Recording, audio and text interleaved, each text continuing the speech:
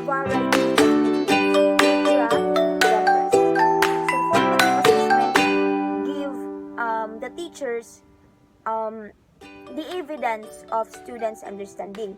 So summative assessments are given at the end of the topic and show whether or not they have learned the topic or the content.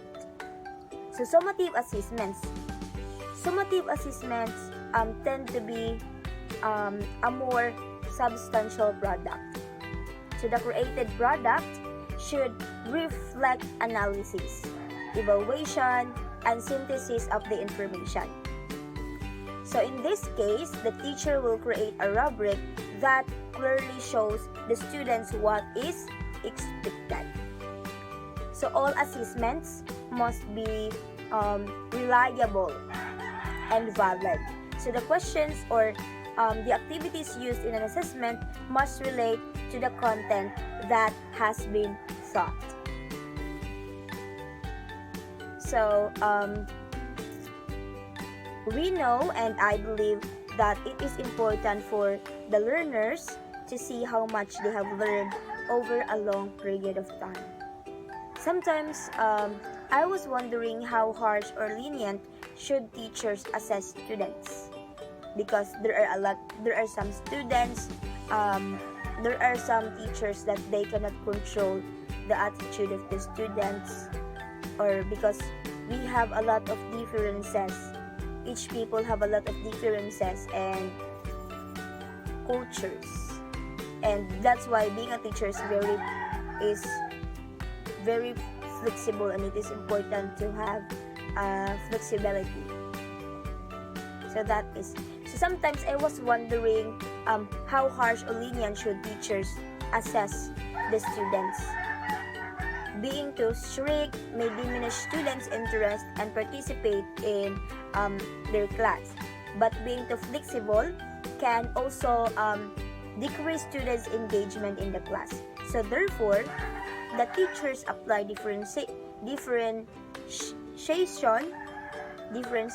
and come out with different types of assessment that cater for different learner, because some learners they having strength with the different types of tests, and some learners also have the strength in having the different types of tests. That's why the teachers have differentiation and come out with different types of tests to cater different learner. So several things the teachers can do to teach and check and evaluate whether the students have acquired the learning. And during lecture, they will ask if there are any questions, or if students would like to have a point clarified. So a few observations with students in class, such as staying alert, paying attention, taking notes, and asking questions, listening and reacting like laughing or gesturing, it will be the response that indicate that they are learning. So at the end of the lecture, teacher will ask the students take out a piece of paper and write down what they consider the main point of the class and the main questions they still have. Then the teacher will look at the notes and cover the unclear part again in class. So from this, the teacher can gauge the level of understanding of the topic or the subject. The teacher can also give student one question or quiz based on the material just covered in the class. So the teacher can ask them to answer the question collectively by discussion, then discuss with them the reason for their choice. So another way that the teacher can tell if students are learning is by evaluate the products of learning they reproduce, such as students' work like project, essay, report, test, assignment, presentation, blog, discussion, paper, and etc.